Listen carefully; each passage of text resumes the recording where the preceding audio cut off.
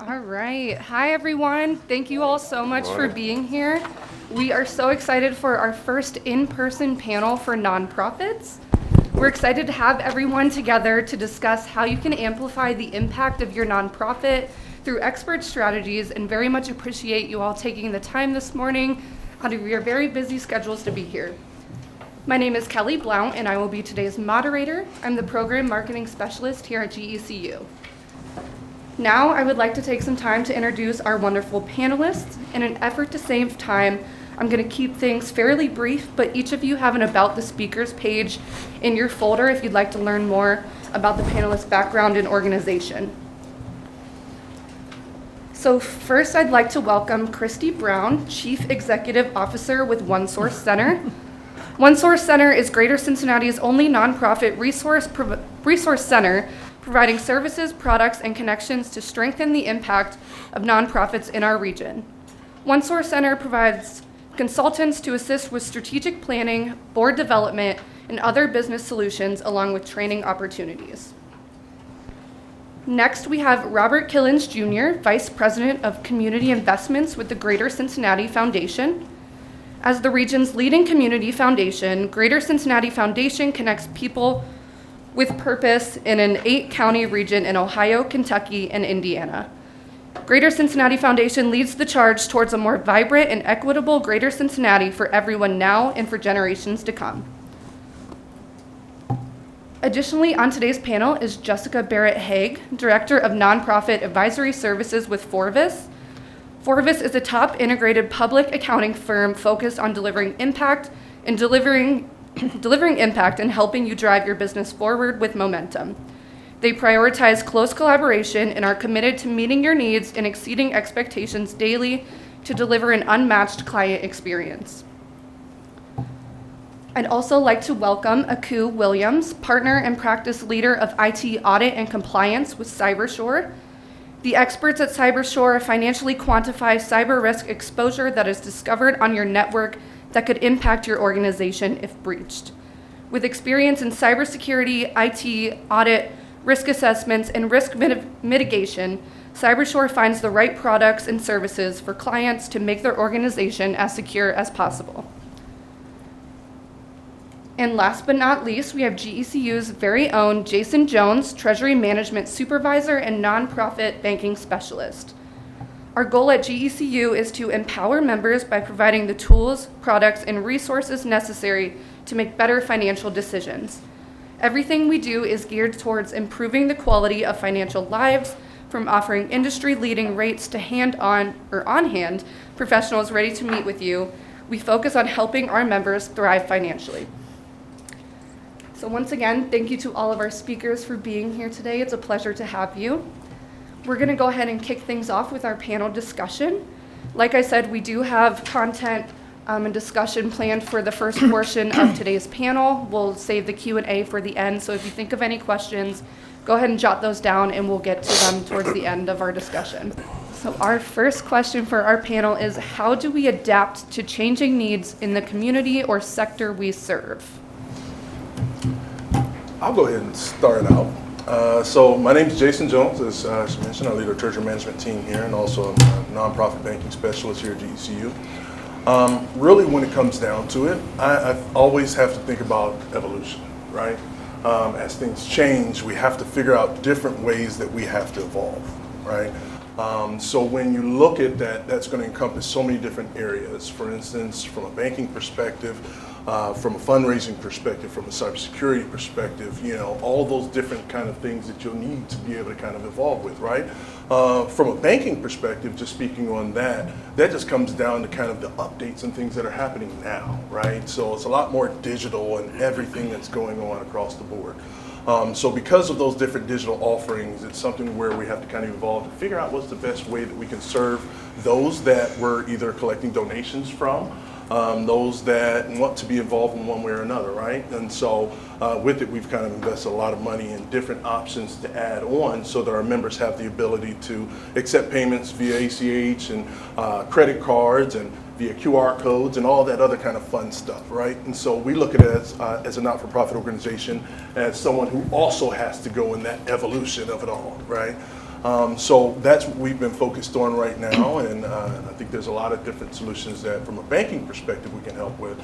But really, it's just really giving that assessment for yourself. Where are you today? Where were you? And where do you really want to go so that you can help position yourself?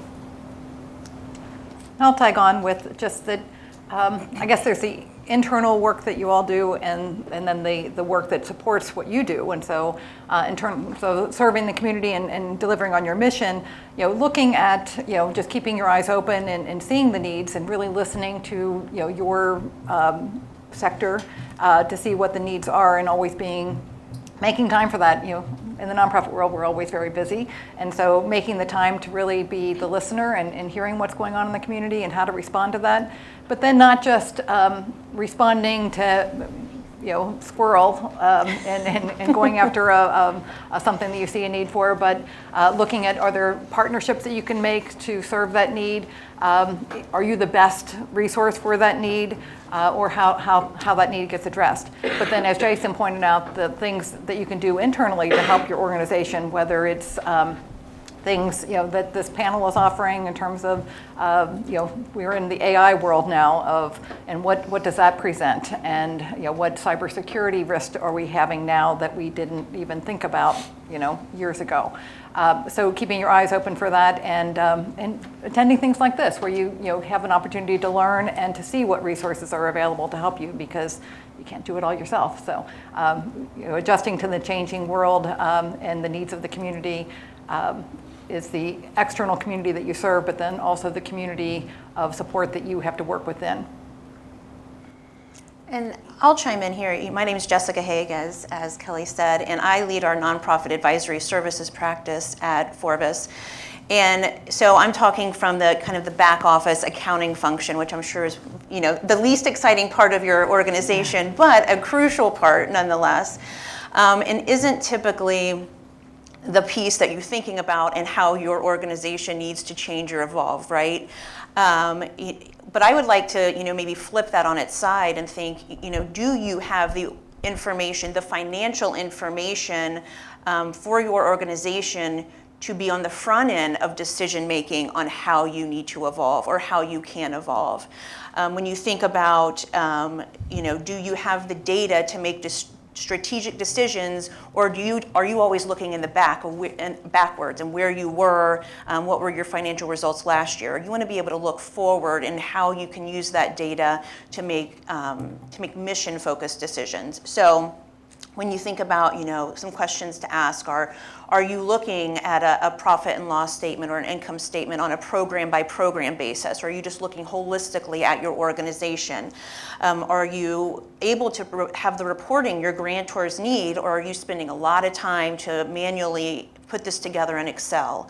Are you able to access all of your funding opportunities, or are you having to turn down funding opportunities because you simply don't have the administrative capacity to take those on? And specifically, I'm talking about federal awards. Sometimes it's a huge, heavy lift, and if you don't have the administrative capacity there, not only you can't take it on, you shouldn't take it on, but it is a huge opportunity to have a significant impact on your community with your mission. So thinking about those different things from a back office perspective are things to consider evolution in that regard. All right, the next question for our panel is, how can we improve our operational efficiency and reduce costs? I'll just jump in and say, using the services of this panel would be one good way. Yeah, I would definitely say as well, just looking at that bottom line, what are the options that you can be able to alleviate? I was speaking in a panel event last week where one of the big topics that we consistently bring up is evaluating the situation, evaluating what your options really are, right? So when it comes to financial institutions, for instance, I know there's 15 million different banks and credit unions that are out there, but all of them aren't for everybody, right? So what's that assessment look like for you? So in looking at that, reviewing your accounts, your statements, your things of that sort, what ways are you bleeding with fees and things of that sort that could potentially be alleviated elsewhere, right? And so this is not a commercial for GECU, but just for you as a nonprofit organization, it's just doing that due diligence to figure out who's actually the best organization for me. If I'm using A, B, and C as far as particular products and services from a financial institution, what does that look like elsewhere, right? So I encourage everyone to have their current setup reviewed to see what ways that things can be alleviated from a fee perspective, and also what more can you earn too. So looking at it from an interest perspective too, for those liquid funds that you have sitting around, are you earning anything off of it, right? But then also, looking at the other things that you might need to do. So maybe it's associated with the real estate that you're in. And maybe you're looking at doing something new, buying a new building or expanding your organization in one way or another, right? That's when we can then be able to bring in those different partners, whether it's, my partner Katie on our commercial lending team, or whether it's, someone else that we work with that's outside of our organization at times to come up with a solution for you, just because that's where that value is. So it's really getting into those numbers. You got to figure out where's the opportunity at? What are you paying way too much on? What is bothering you so much? What is leaving you up at night, right? Ask those questions to yourself to really kind of evaluate what kind of things do I need to look at to potentially change within my organization. As a cyber guy, a lot of people don't like to hear what we have to say. The reality is when you talk about efficiencies or when we're talking about dollars and cents, we're not budgeted for, right? So I always tell clients either pay now or pay a whole bunch later. Because the reality is, if you're breached, you'll be surprised how fast you find those dollars. Because you have to work, right? You need to be efficient, you need to be effective. How can you do that if you're breached and you have all your information encrypted? So part of that being efficient is to really, from a best practice standpoint, is really getting an assessment done, right? Because you're talking about all sorts of data that you own as a nonprofit. Every nonprofit is different. You could have HIPAA, you have PII, Social Security numbers. You are taking credit card numbers, or you're getting a funnel of where you're getting donors' money. All that information is sitting on your network or in the cloud, but you own that data. So if that gets encrypted or gets lost or gets stolen and gets pushed out, now from a effective standpoint, you can no longer work. Donors might not want to work with you anymore because your security posture isn't strong. So to be effective, yes, get an assessment. Yes, from a dollars and cents standpoint, find or create a budget to get an assessment done. And as most of you probably do have some sort of managed service provider or external IT, we work closely with a lot of nonprofits. Actually, GCF is a client of ours. So part of that is really looking at where that data is, where those gaps, but you need to assess and find out where those gaps are, and then so your MSP can own that and fix those gaps. But again, I'll just close that part out, is you either pay a little now or pay a whole bunch later. And I've seen too often that if you're not being proactive when it comes to cybersecurity or doing those assessments on at least an annual basis, you'll be surprised how quick you find those dollars, because now you've been breached. And for OneSource, that's what we're really all about, is helping you with resources and efficiencies. And so, in the introduction, we talked about strategic plans and board development, which are two of our strong areas, but also just for any business development, anything that we often find that, again, I said, we're all busy, and so how do we fit some of these things in to really take a look at, whether it's updating job descriptions and looking at analysis of across your staff, or researching some financial opportunities of, how do we, where do we bank, and what services do we use for our looking forward and forecasting. So all those kinds of things that we are consultants. We try to offer our services at below market rates. And then we also have some grant support from some donors to support consulting for agencies, small agencies that can't afford the consulting services. So. The only thing I'd offer just on a global basis about efficiency and making sure you balance that with effectiveness, because a great time management person said that the worst use of time is to do efficiently what shouldn't be done at all, right? And so we got to balance those two, and to make sure we always start with what is our mission, what are we trying to accomplish, and how well that aligns with the mission. For example, quick thing I see a lot, organizations, if you're a nonprofit, you have to raise money, that's a given. And so there are things you can do that don't align with your mission, but they might raise money. However, they can undermine how you are viewed. And so making sure that if you're going to, raise money, making sure as best you can. Now, it's okay to do some things like golf outings and other kinds of things that people might not associate with your mission, only if they make a lot of money.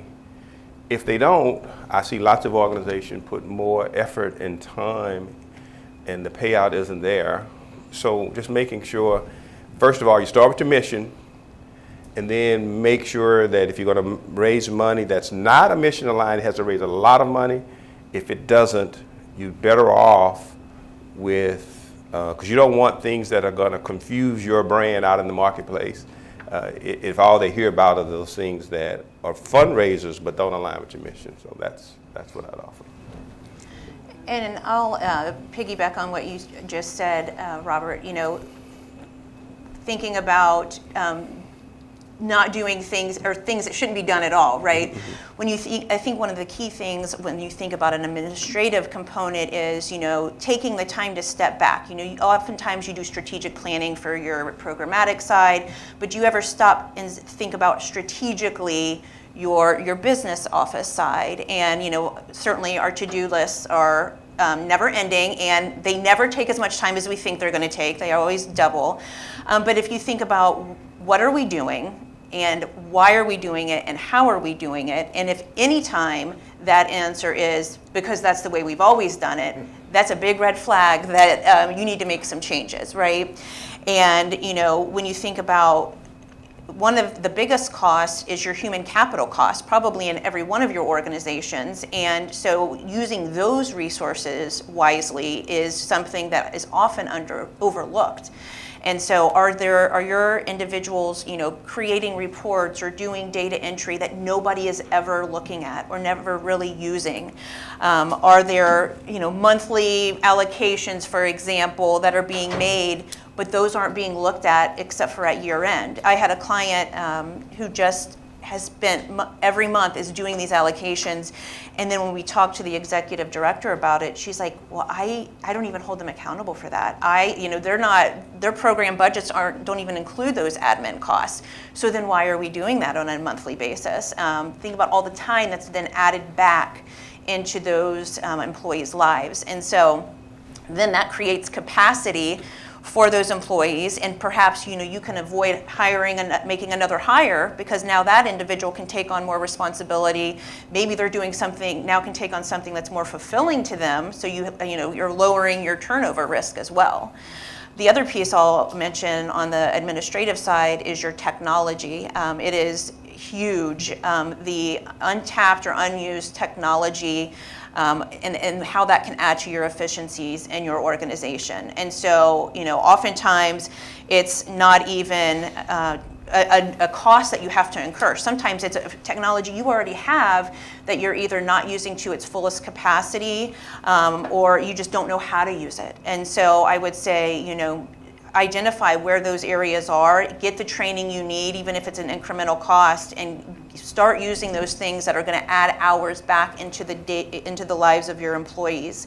And oftentimes, how do I know what the efficiencies are? How do I know what's new out there that I can add to my business? Well, as you said, Christy, attending things like this, having a network of peers where you can bounce ideas off of each other. I know you get a lot of marketing emails, probably from all of us, and you delete them, and they are marketing, but there usually is some really good content in there. So maybe take some time to occasionally, peruse through those, or is there a new service offering from, the credit union that really can just add to your business profile?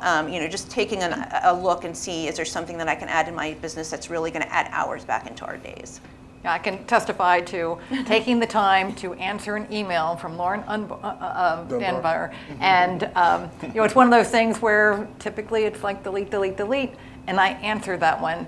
And I used those unliquid funds that were just sitting there earning like 0.01% interest, and I made about $6,000 last year through putting it at GE Credit Union. So yeah, sometimes taking the time to look at things pays off. Also, based on what Robert said in terms of fundraising, I think we've all heard it, but I'll just say it again, that we also have to look at the human cost of putting on those fundraisers. If you count in, it's like, great, we made, $50,000. Of course, we paid our, development person who spent 50% of her time working on that, and so then you offset that, and it's like, okay, I really didn't make any money because I spent it all on human capital to do that fundraiser that wasn't that successful. Or successful, maybe successful, not successful enough. Now, a common theme that we saw among all of you when registering through the questions and comments was around technology. So our next question is, how do we keep up with technological advancements and digital trends relevant to our work? I think it's you, Ekin. How do we do it? Tell us how. The reality is, from a technology standpoint, it really goes back to the previous question, being efficient and effective, right? Does that software really make sense for your environment? If it's a ERM, if it's just SharePoint, right? Just using basic fundamental Office 365. You really have to look inside your organization to really tell what do we need versus what we don't need. I'm a gadget guy, so you can have all sorts of cool stuff, but then you're paying a subscription for stuff that you barely use, right? So it's really kind of trimming that down. From a nonprofit standpoint, again, as a cyber guy, what really makes sense but is secure. So if you are utilizing like a cloud service, you want to make sure that that data is secure. So everything I talk about, it'll be technology based, but it's really, I want to make sure you guys are as secure as possible. So every time you do utilize a third party, make sure they give you a SOC 2 report. So when you talk about technology, you talk about security, you're probably wondering now, what is a SOC 2 report? A SOC 2 report is basically saying, as a third party, I've had an audit done to come look at my technology to make sure no gaps are in place, right? Because they have your data. You're paying them to secure their data. So if they get breached, then at the end of the day, you're on the line. It's going to make you look bad, but it's going to make them look bad as well. So I would say, even after we leave here today, call your organizations, whoever hosts or holds your data, if you have a SOC 2 report. SOC 2? SOC 2. SOC 2. If they do not, give them an opportunity to get an audit done. If they do not, run for the hills and find another MSP to provide that. Because basically, that is providing validation and proof that they've done the due diligence to make sure your data is secure from a technology standpoint. So again, we assess, go through, look at asset management. Again, once you start to really look at all the type of tools that you have, we have a sit down internally and say, are we using this tool? How many people are using it? Does it even make sense we have it anymore? And you will be surprised how many devices, software that you have that no one uses, that you're paying for. So when we go back to being efficient, those are cost cutting things, and I think those are things that you guys would talk about with your clients as well, to save money, save that bottom line. Yeah, and piggybacking off of the technology and security standpoint too, a lot of you guys should probably already know as well that unfortunately many people have been victims of fraud, personally, business-wise, and things of that sort across the board. So with that, I actually encourage every single one of you to go to your financial institution and have an annual review. If you haven't done that, I really, really highly encourage it. Because what you'll typically see is a lot of the accounts and services that are set up for different organizations, especially if you've been there for a little while, it's the same stuff that was offered 10 years ago, the same stuff that was offered 15 years ago. But there's been a lot of advances that have taken place in the banking industry over the last decade, right?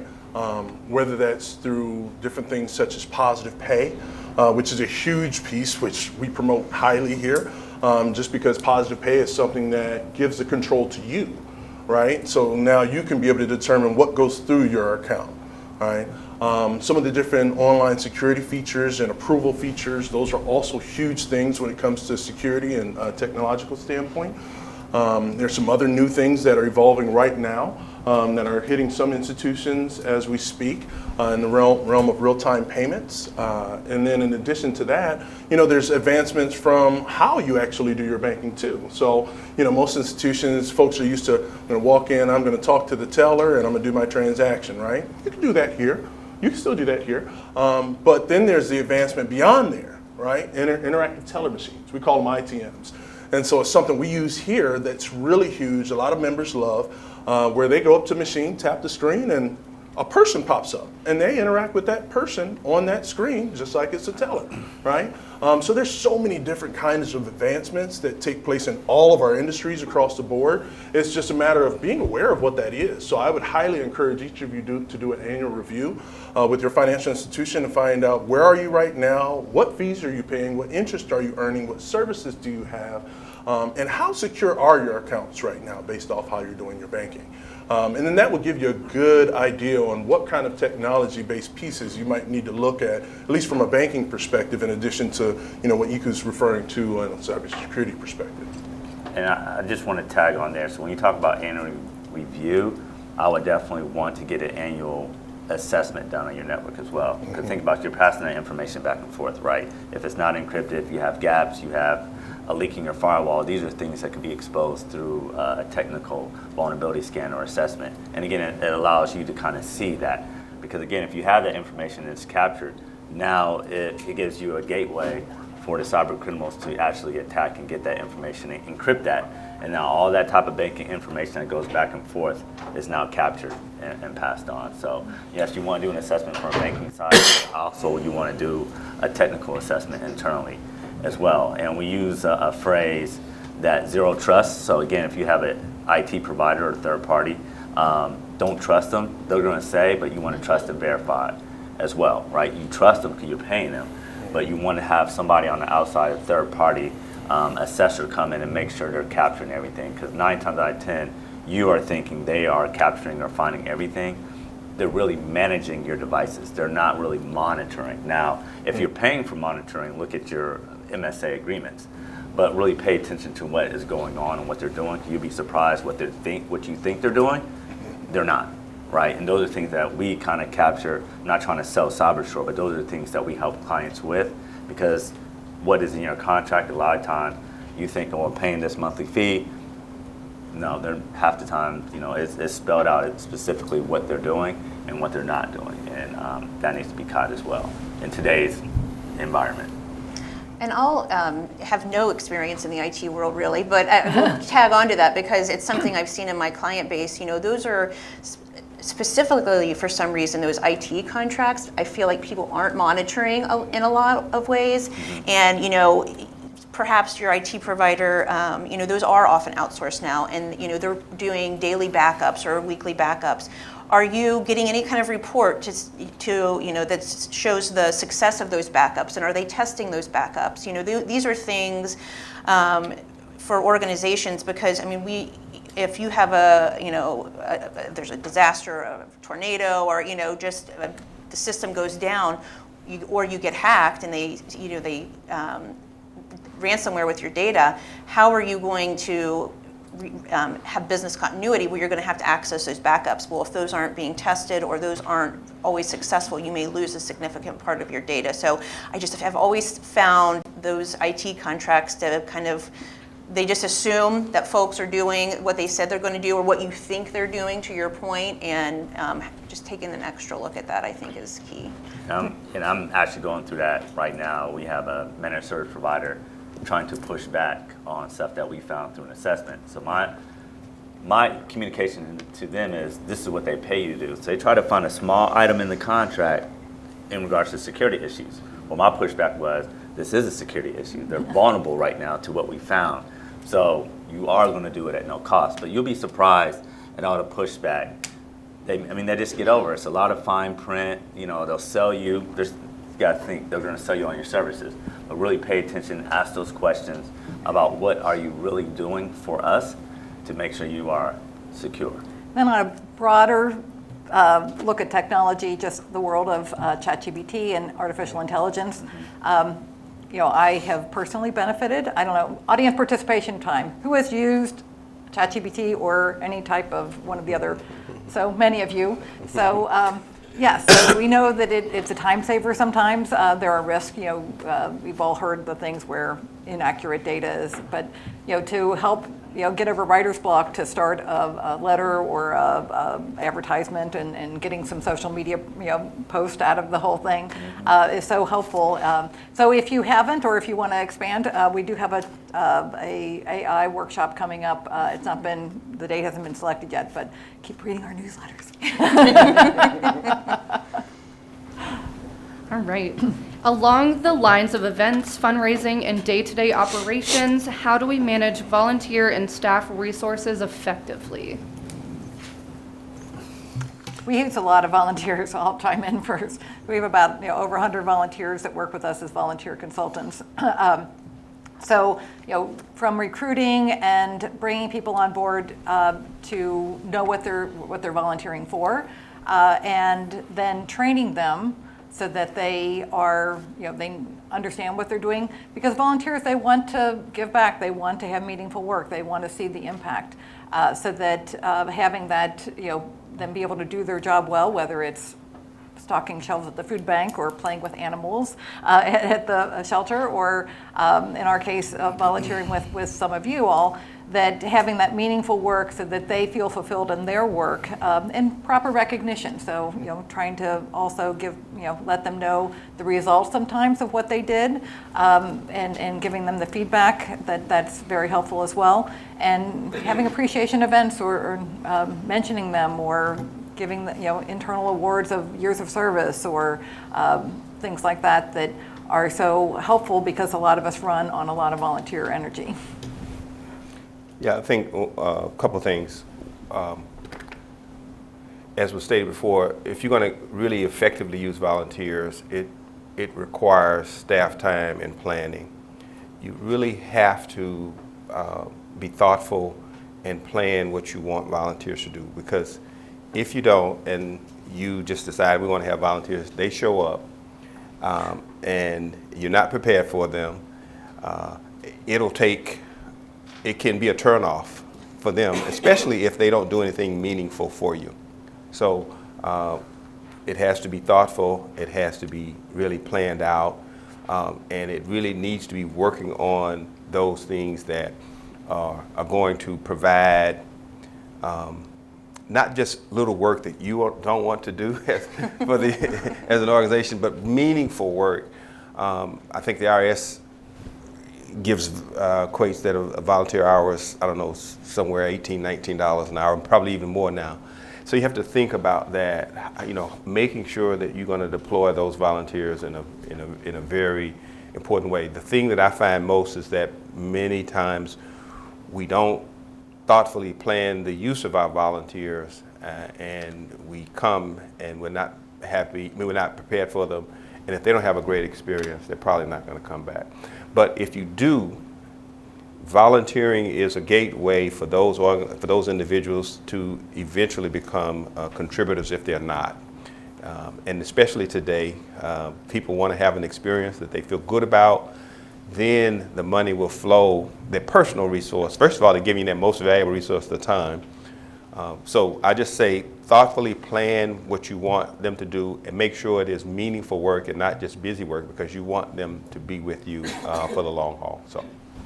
Yeah, a lot of people view volunteers as a way of engaging with people and getting us more supporters, but you're right, yes. I've certainly been in those positions where it's like you show up and it's like, well, there really isn't much to do, and they're just trying to bring more people into the fold, but then it's a turnoff instead.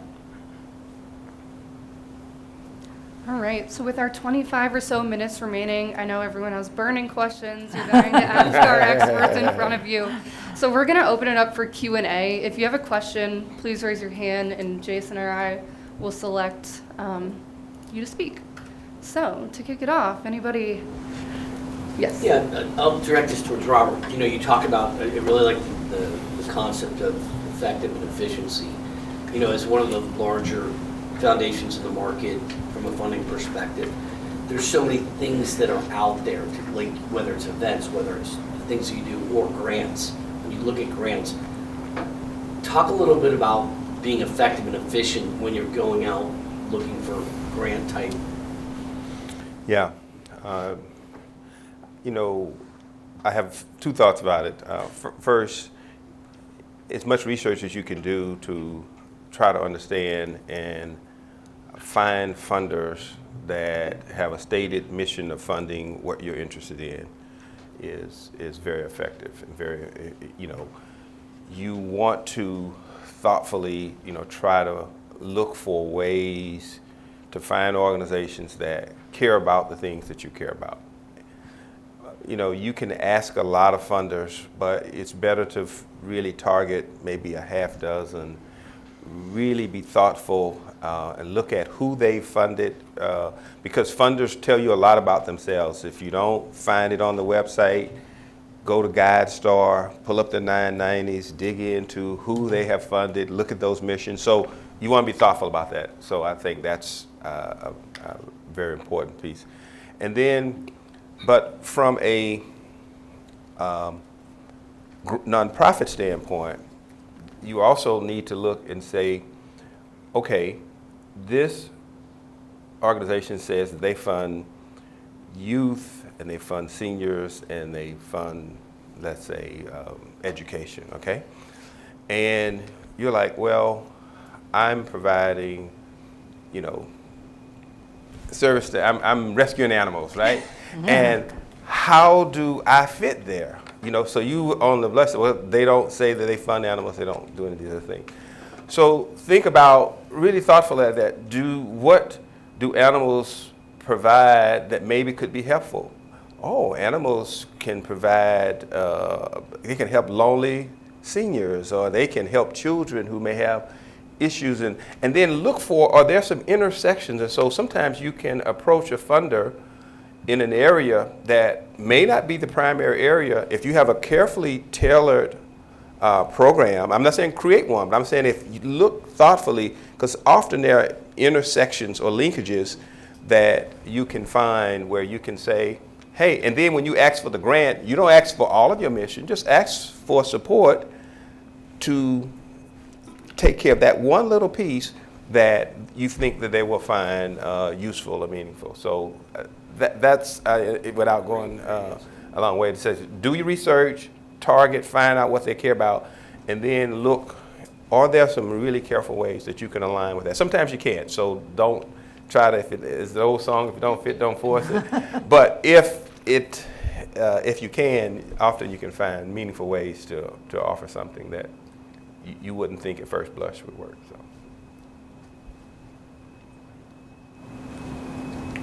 Kind of to piggyback off of that, and more particular, for somebody who's never worked with your foundation before, what's the best way to knock on the door and introduce yourself and explore possible opportunities to partner based on either direct GCF program or some of the other foundations whose funds you host? Well, we have, we just go to the website, and we've implemented something called an alignment guide, and just follow that guide. Who you are, where you operate, because we're a regional foundation. We mainly serve in these 8 counties.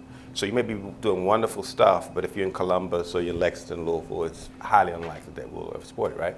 So make sure that you do that, and then go through that alignment guide and tell us all about who you serve, et cetera. And then we will try to see if we have a partner that will fund it. If not, then we'll hopefully make a recommendation. So I think it starts there, and then if you fill that guide out and nothing happens, then and only then I would follow up with the program officer, because we have program officers on the website for each area.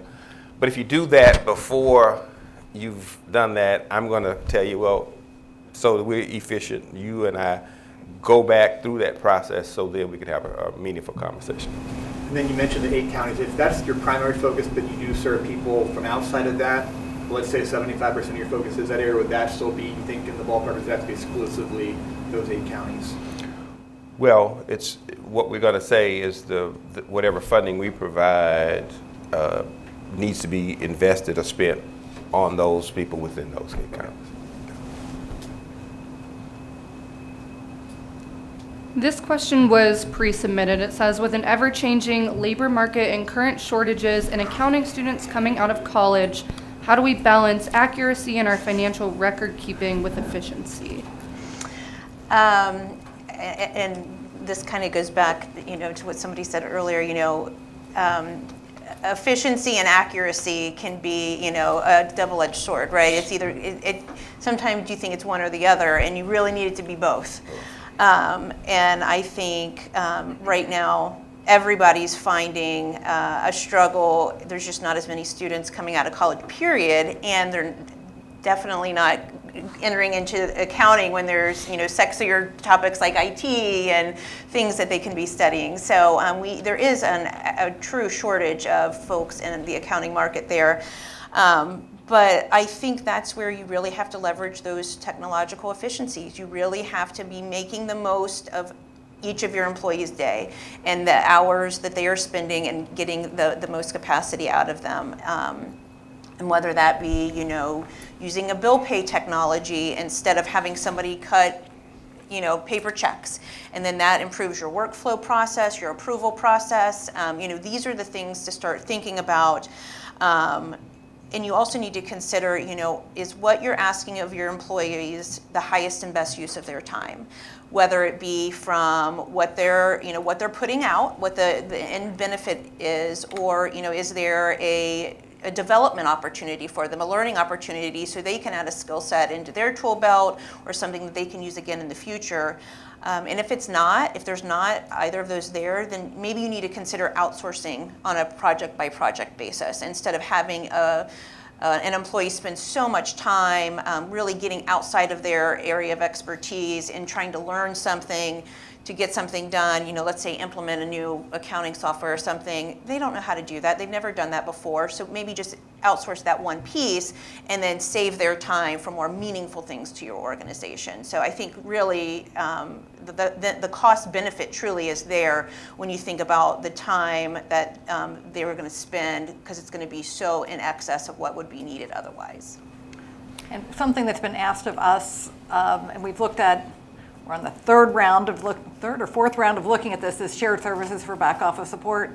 And so we are working on that again so that it can take things off the plate, because it is so hard to hire, especially when you don't have a full-time with benefits kind of a position, because you're only need someone part of the time, or it's assigned to someone that's not their, a lot of times executive directors are doing things that really aren't their main, what they shouldn't be doing. They should be doing executive director work, but instead they're doing some of the accounting or some of the HR or some of this or some of that.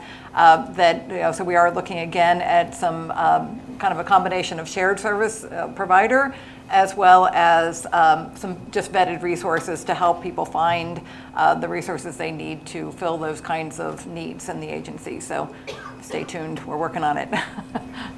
And I'll just add that other things that you need, that's what we're here for as a resource center. So please let us know some of the needs, and we try to look at them and see what we can do to try to help. It's not always like an overnight solution, but we do listen and try to fill the needs that we're hearing from the community. I'll piggyback too. If you guys haven't, please check out OneSource Center's website, get on the newsletter, go to their facilities. They have a lot of very, very, very useful tools, resources, and also even furniture and other things that you guys might need for your offices, that you might need for some of the other people you serve. So I would highly encourage checking that out whenever you get a moment, for sure. Thanks for the plug. Just a question for, have you guys partnered with any of the local universities, Xavier, UC, any of them to bring in interns that would help maybe kind of do an internship but geared towards nonprofit and specific, maybe helping with the back office analyzation or data analyzation or things like that. I know when I was in school forever ago, I was in a program and they used the student services, but we presented a real project, you know, to a panel of executives, and they took those ideas and used them towards something. Yeah, UC does have students consulting for nonprofit, SCNO, for nonprofit organizations.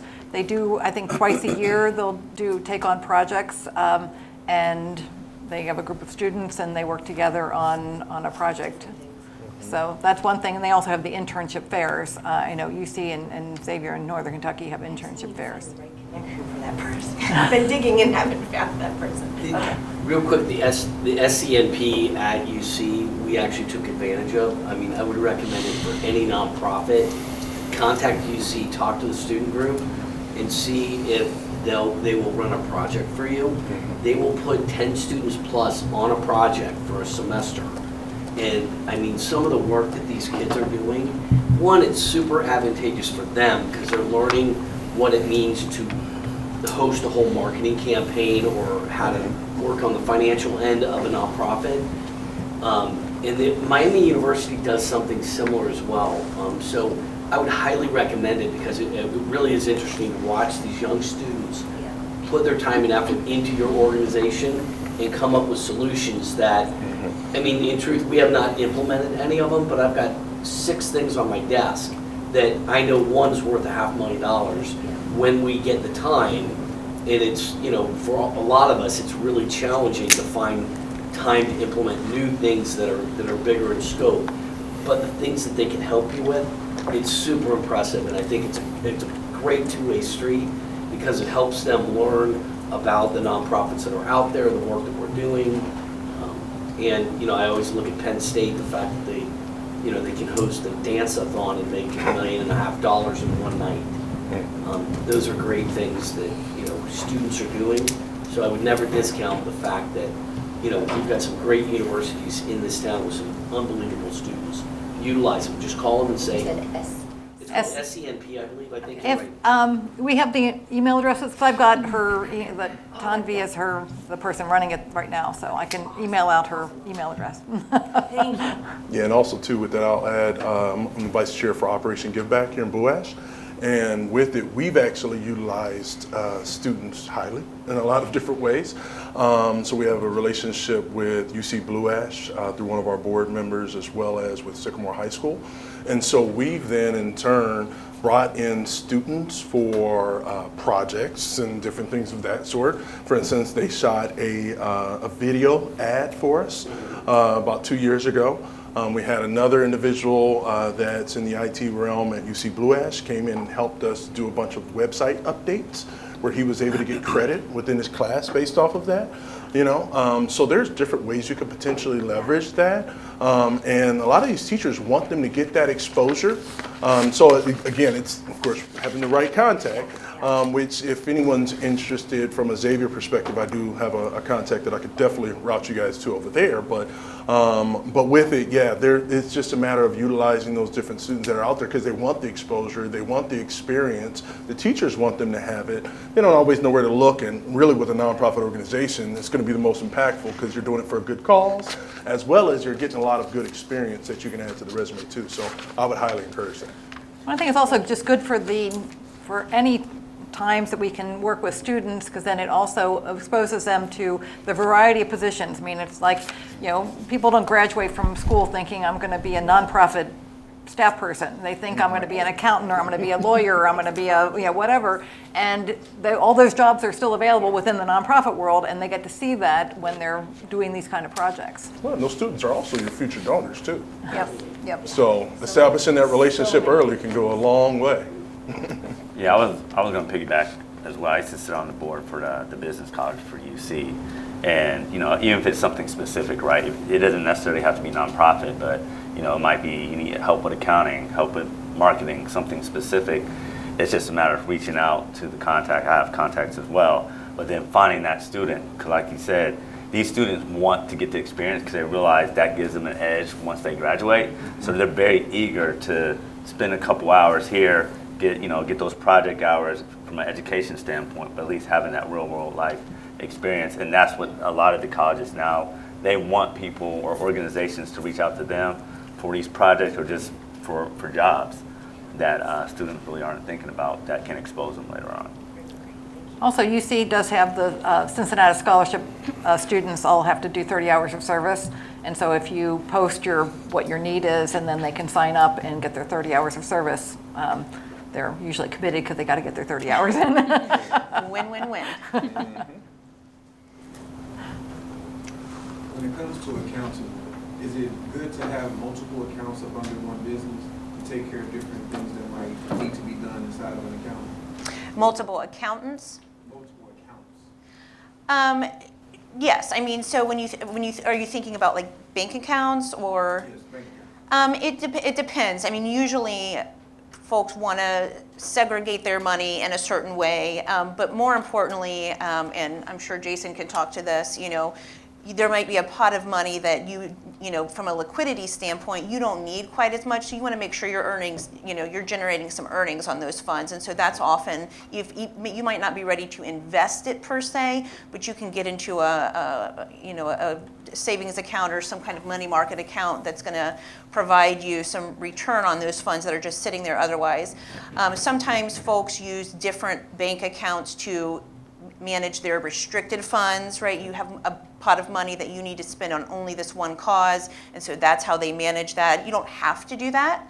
I think it just depends on the sophistication of your organization and what makes it easier for you to abide by those restrictions, is what I would say. I think it can add some work because now you have another account, maybe you have some fees associated with it, now you got to monitor it, but if that gets you to the right answer and that's the best answer for your organization, then I don't think there's anything wrong with that. Mm-hmm. Yeah, I would definitely say, again, ask those questions to the financial institution you're working with to figure out what that picture looks like. But for a lot of the nonprofit organizations I've worked with, they do have multiple accounts with different purposes.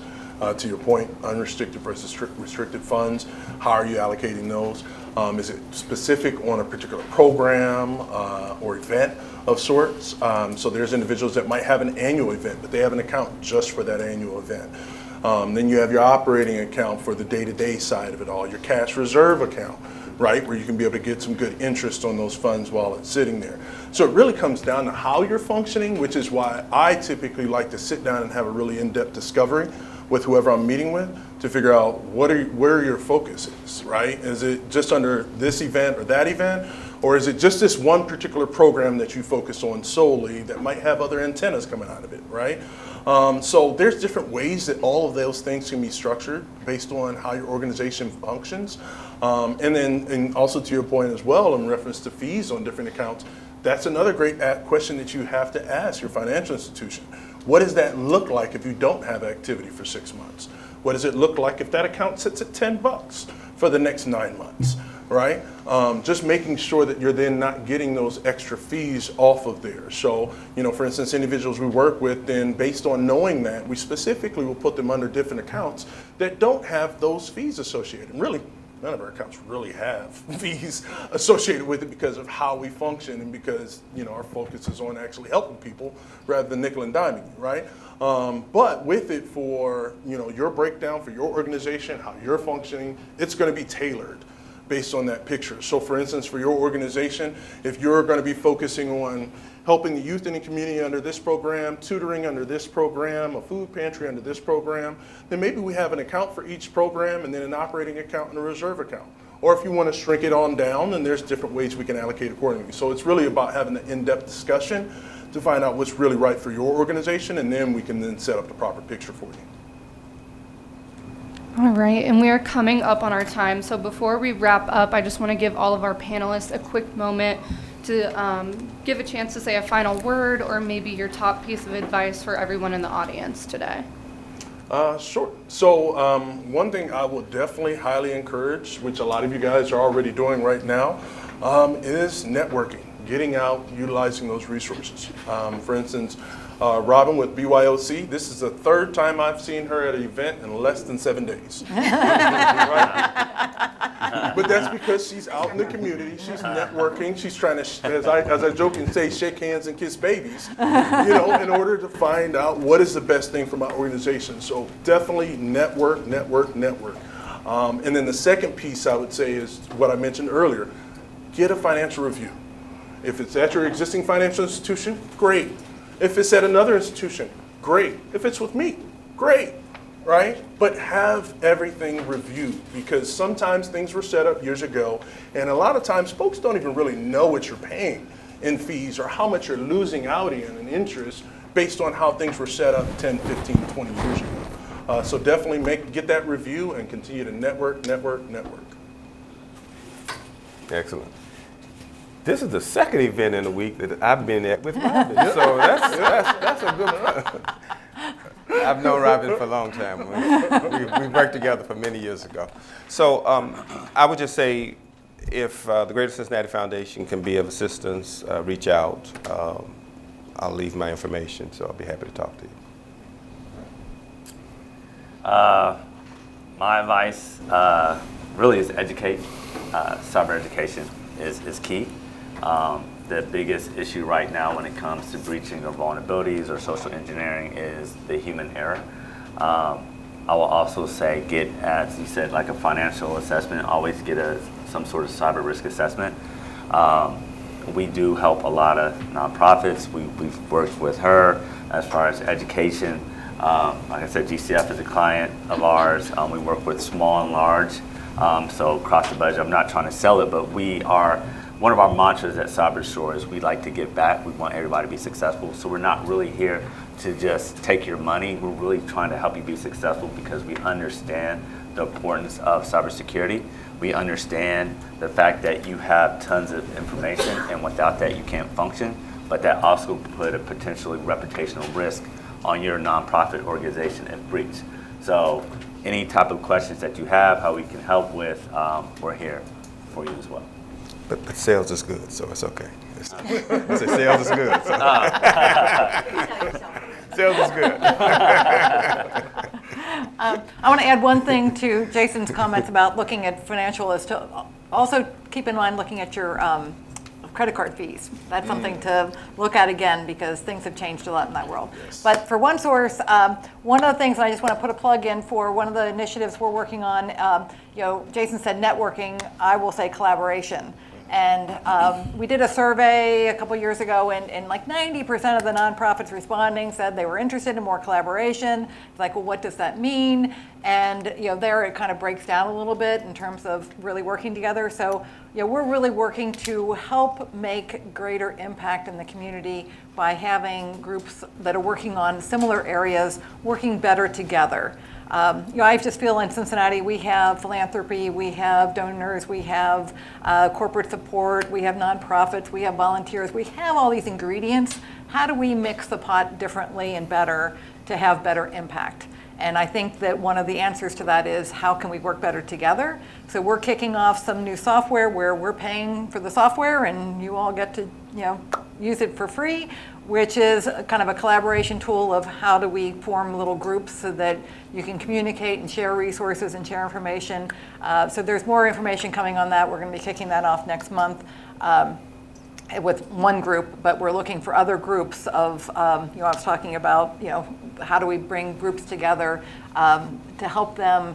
And a lot of times I think you have to be open to flexibility and not being so insular in terms of thinking that a lot of times you think that we've got the right way and they're doing it the wrong way, of being a little bit more open to your peers and not viewing peers as competitors as much as peers that you're working together on that same mission of making an impact in that area.